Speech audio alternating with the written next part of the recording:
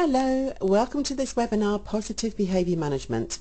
My name's Hilary Nunns and I'm going to just go through with you a few areas of classroom management that you might need a hand with at some stage.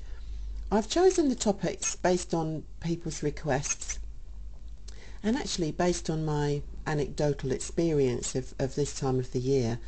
We're doing this recording in October, which means that things are starting to settle in your classrooms, and you may be noticing some situations that you need a hand with, and here are some. So work avoidance, and I think that is where you could talk about failing to start a task. Calling out a lot, managing the lateness, and obviously lateness applies to certain key stages more than to others. So whether you've got independent travellers to school or college as opposed to not having independent travellers in primary school. And the last one here, angry outbursts. So I've put together some thoughts on that and some strategies you might want to try. And as we go through, if you make some notes and then if you want more feedback, please do get in touch and we can help you with some more ideas. But there's one thing I need to first of all make sure we're all sure about, and that is that there is this myth that in some way we are in control of other people's behaviour. The reality is that there's only one person's behaviour we can control, and that is our own. So just remember, when you're putting in place some methods to help with behaviour, that control is not the thing you're searching for.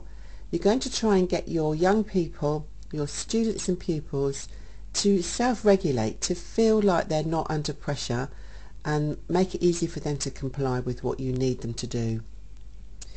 And for some others, studying is boring, and I quite like this slide because it gives me an opportunity to explain what I mean.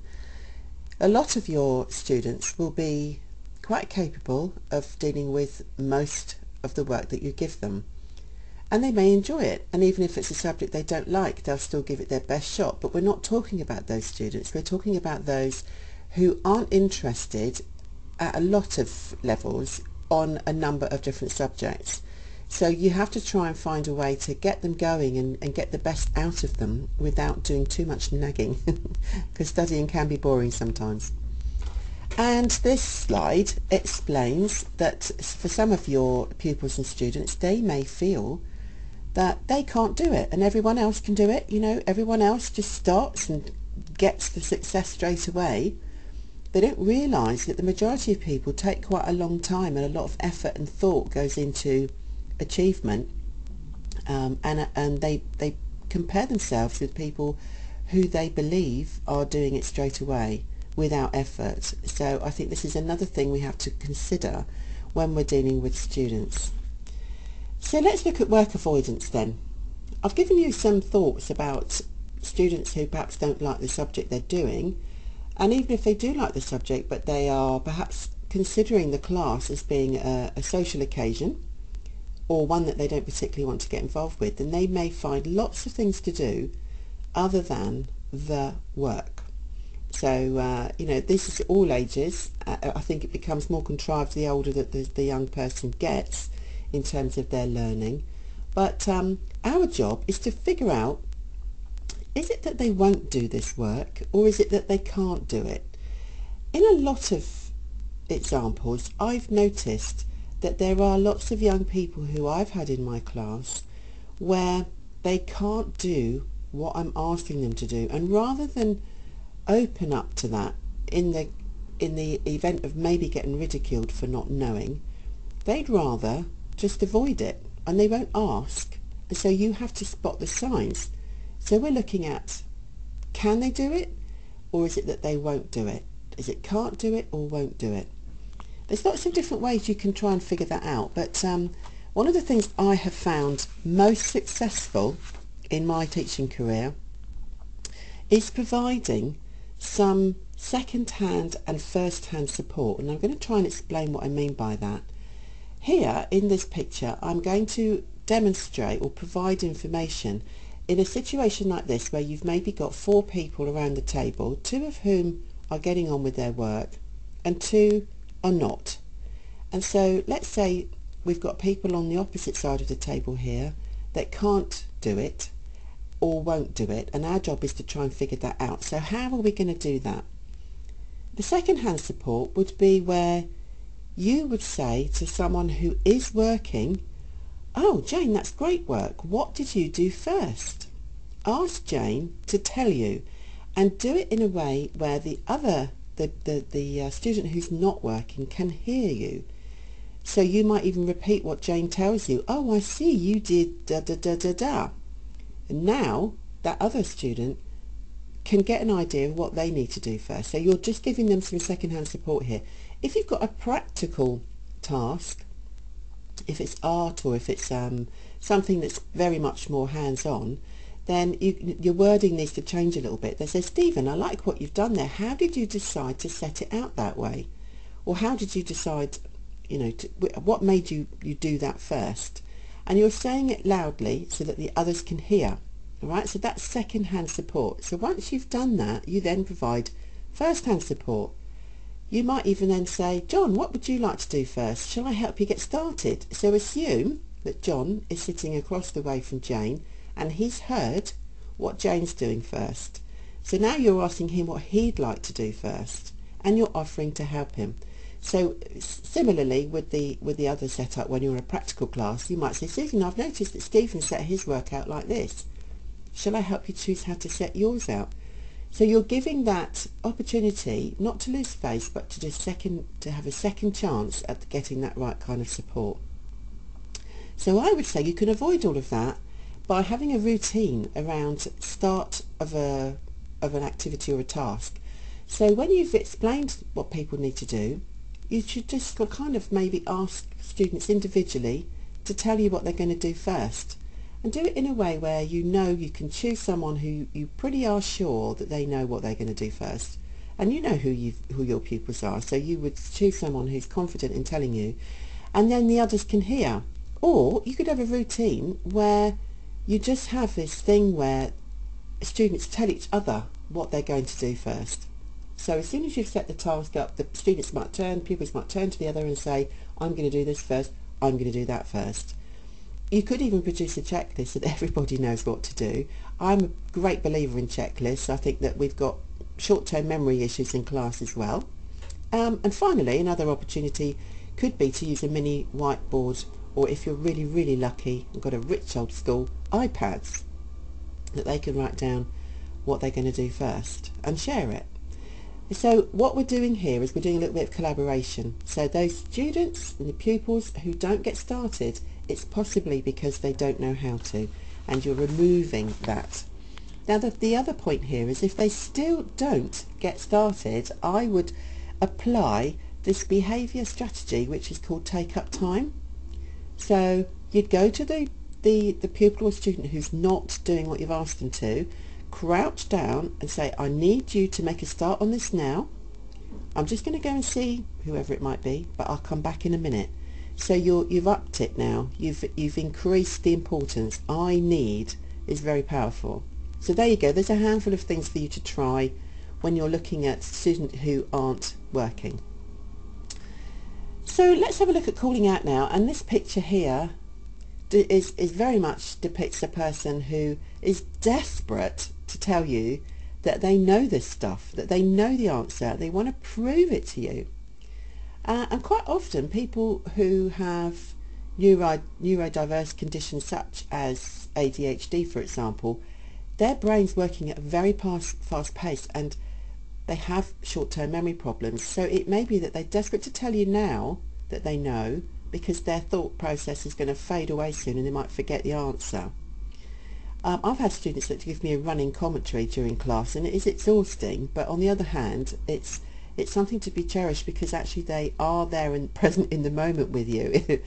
So I think what we need to think about is some other ideas to remove the calling out, so that this type of student can still tell you what they know and feel confident that they're going to be able to tell you without calling out all the time. So here's an idea. You could do some silent answering.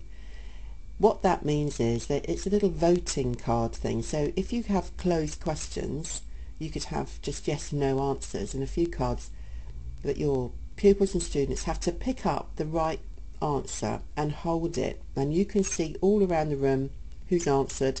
Obviously, if a lot of them have answered incorrectly, then you'd have to go back over the piece again. But it's giving the students, all of them, a chance to answer. And then there's a multiple choice voting card. So this is silent answering. So if you had a series of questions you want to check knowledge, then, and you don't want people calling out all the time, this is quite a good way. It's a nice little assessment for learning opportunity. But we call it silent answering. The other thing is maybe you could provide whiteboards, and the person who's desperate to tell you that they know the answer can just write it down, even if it's just one word. With some students you might want to give them a little book because they tend to write a lot and they're desperate for you to know, and your commitment then would be to look at it later, and you can then provide that instant reward, that positive feedback, and say well done. Okay, so there's a few ideas there around calling out, and let's look at managing lateness. So we have expectations, don't we? We expect that, having provided a timetable, our students will turn up for all those timetable sessions, and our job is to make sure that we're clear that's what we expect. So it's not, there's no kind of ambiguity about it. It matters if you don't turn up. And then our job as the adults and the staff in the classroom is to make sure that all of our lessons start promptly. I mean, you don't wait for the latecomers. If you wait for the latecomers, it makes the others think, well, what was the point of being here on time? I've even sat in a classroom where we've waited for, when I've done some observations, and students have said to the teacher, can we start some work now, please? And and that tells me that they are ready, and if you don't provide something that's going to make them less punctual themselves, so really we've got to make that very positive.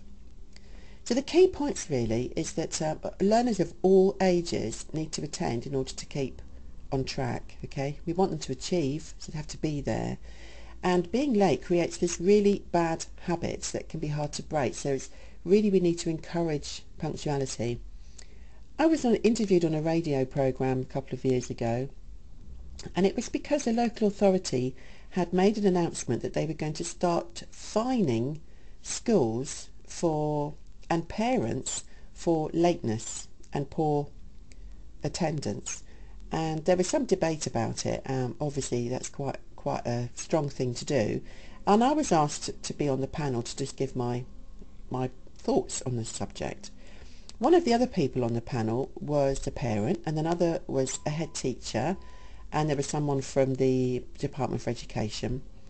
And without going into huge amounts of detail, the parent of, I think it was a year 1 or year 2 pupil, said, well, some mornings when it's a lovely day, we might take the long route to school. We might walk and go and look at the ducks, or walk through the beautiful fields in the park. And if we're a little bit late, it's fine, because we're just making the most of that, and that's all about parenting. Well, I could feel the head teacher bristling a little bit, and when my comment on that was that I bet that child, when they got to school late, was mortified, especially if they were late for their assembly. If you're the adult, it's your job to make sure that the child gets there on time. So it is a bad habit. I'm sure we've all got friends that aren't very punctual, and it's annoying, isn't it? So create a classroom where there's every point in being on time, and if there are pupils who aren't there on time, then we need to make sure we let them know how important it is. So we need to lead by example. Definitely we need to be the role models, and always challenge lateness using a routine, even if it's not the child's fault because they've been brought there by someone else. And start every class with something really important and unmissable, so that those people that are there on time get the message. I quite like a signing in sheet, and it's not to be used as a punishment, because people often say to me, well, it's on the register, we take the register and we mark them as late. But one thing I reckon is that some students, particularly the older ones, they don't see that. You're not doing it for you, you're doing it for them. This late sheet is designed for your students to recognise that you actually are making a note of it other than the register. So I like to collate this, my students can say, right, we've lost 35 minutes this week or whatever it might be from lateness, and we need to find a way to make that up. So that's the time you owe me, or you owe that subject. Now the routine I was thinking of also that you might want to try, which I think is the routine that you set up, and maybe work with your teams on this. There's loads of different things. I mean, I use the late book where I have a little table, and if students come late, they have to come in quietly and sit at the table, fill it in, and when I'm ready to integrate them, then I will. I might buddy them up with someone who can explain what they've missed, give them a handout and such, but I want them in the room quietly. Some of the people I see, they say they want their students to knock and wait. So the student, if they come late, they have to knock on the door, wait outside until the teacher's ready to go and see them. And that, it doesn't cause disruption for the class, and that's the point. So whatever you decide to do with your lateness, I think make sure that everyone's doing it, and it's then the routine that everyone should follow. If you don't follow the routine, it actually shows, for some students, they think, oh, it doesn't matter, I won't bother, and for others, they feel safe within the routines. And if you don't challenge latecomers, some others in your class might feel a real sense of injustice about that. So you need to make sure you're absolutely 100% following the same routine for all your students. Okay, so that's a little bit there about lateness, and how you can maybe find a routine for managing it better. So here's another thing. When it comes to behaviour, you really need to remember that it's not personal. Anyone who has an outburst in class, or who perhaps you find it difficult to manage, it's not about you at all. You have to think of behaviour in a different way, because all behaviour is driven by something. This is the iceberg theory, and as you can see there, the largest part of the iceberg is invisible, it's below the waterline. If you apply this to behaviour analysis, you will see from this slide that below the waterline, the invisible bit, are individuals' feelings, their thoughts, attitudes, perhaps previous experiences, their opinions, anything like that. That is going on inside the individual. The bit you can see, the bit above the waterline, that is the behaviour. So if you liken that to an iceberg, and we've all got our own iceberg. Some people get behind the wheel of their car and they turn into this mad person, someone who's cross with everyone. They may be quite a mild-mannered person as an individual, but suddenly you put them on the road and that's all gone out the window. Some people hate queuing and they may get really annoyed. People don't like public transport and they kick off about things. We've all got our own iceberg, okay? So some things below our own waterline can cause us to behave differently. So you must recognise that sometimes our irritation and frustration around the behaviour that we see causes us to behave differently. So going on to how we can manage that, and I said right at the beginning that you really got to manage yourself before you start trying to manage others. This conflict cycle gives an example. So you might see here stressful incident, and that could be anything, couldn't it? It could be being late, actually. It could be that someone's being bullied at school. It could be that a student that you've got hasn't done their homework yet and they know they're going to get in trouble. They might have had an argument with their mum this morning. There's all kinds of things that can be a stressful incident. If they fall out with their teacher also, that's pretty stressful. And we know that the behaviour is driven by feelings. So this incident will have triggered some feelings. That's the bit below the waterline. And in turn, those feelings will have driven some behaviour. So our students' observable behaviour will be the bit that we have to deal with. So when they come in contact with an adult, how we react to their behaviour will determine, from our voice and our body language, it will determine whether we have another stressful incident, or we come off the conflict cycle. So remember, the incident is there, it triggers some feelings below the waterline, which consequently brings about some behaviour, and then your student comes in contact with an adult, and how the adult responds will decide whether you have another stressful incident. So how can you respond? I mean, the way I see it, we need to be able to defuse from this point and not overreact and find solutions to problems. Remember that all of us in the classroom are role models, yeah?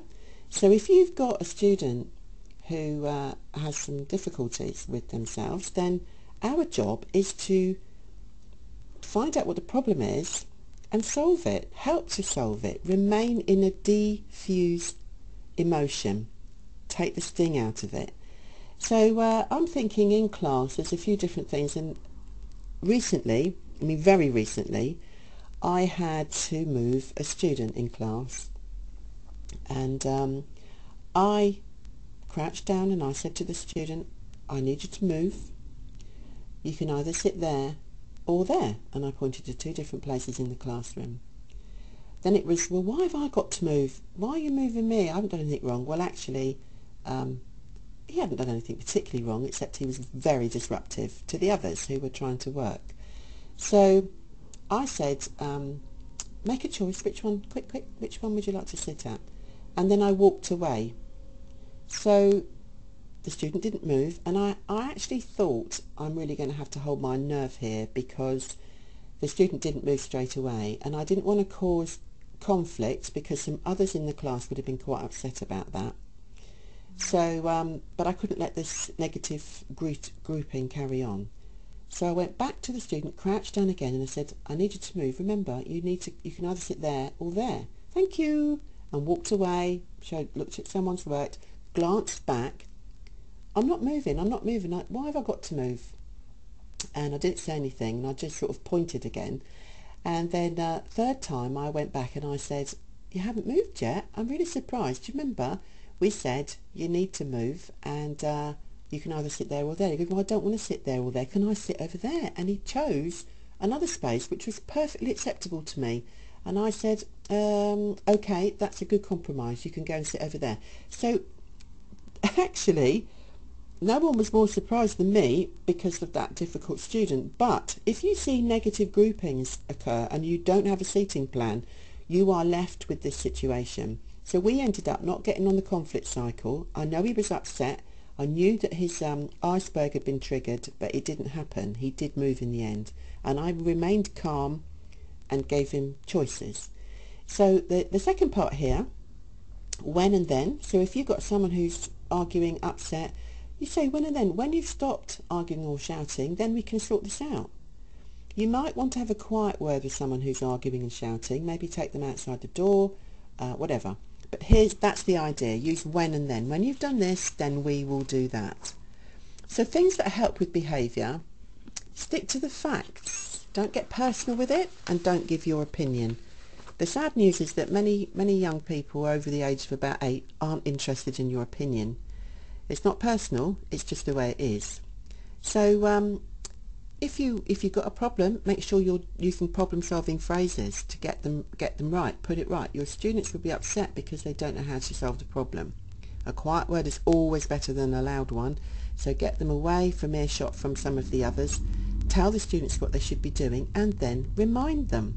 So I reminded, when I went back to the moving thing, I went back and said, remember, I didn't say, come on, you're going to get a detention if you don't move.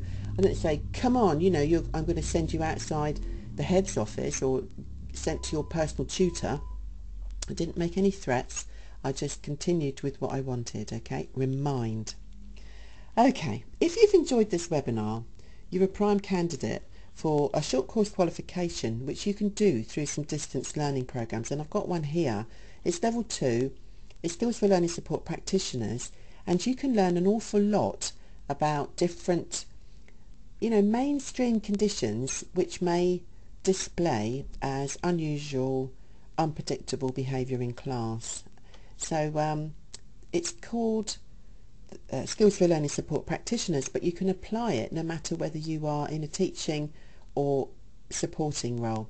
So there's a mandatory unit, which is the role of the learning support practitioner. It covers things like EHCP and things like that. Plus, the additional units you can take are ADHD, autism, dyslexia, safeguarding and positive behaviour management. So the way that it works is you have to get 3 topics. So the mandatory one, which is the role, and then 2 others.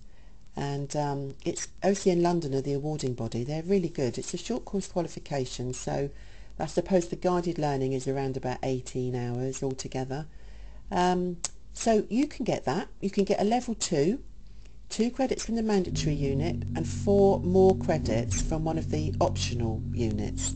Now normally we charge £205 for this. It's a distance learning program. You do it all fully supported by us with the learning videos like this one and assessment materials which you complete, and then you submit your work for marking. But we're going to run this offer for webinar users, and it's only £145 to do that. So we've actually reduced it by £60 for those of you that are logging on to this webinar. All you have to do is get in touch and we will email details to you. And when you get in touch, you actually do have to quote this webinar, Positive Behaviour Management, okay? Okay, now I was sent some questions about positive behaviour management, which I'm going to use now because this is a recording, not a live version. And so what I'm going to do is just go through this particular question, which was about lateness. So someone asked me, could I please repeat what I've said about lateness because they hadn't picked it up properly. And so from a training course that I did recently, and I really want to just reiterate that the lateness, the late book, the signing in sheet, is not for you. It's for the students to see that you are making some importance out of the lateness. It's not just data collection, okay?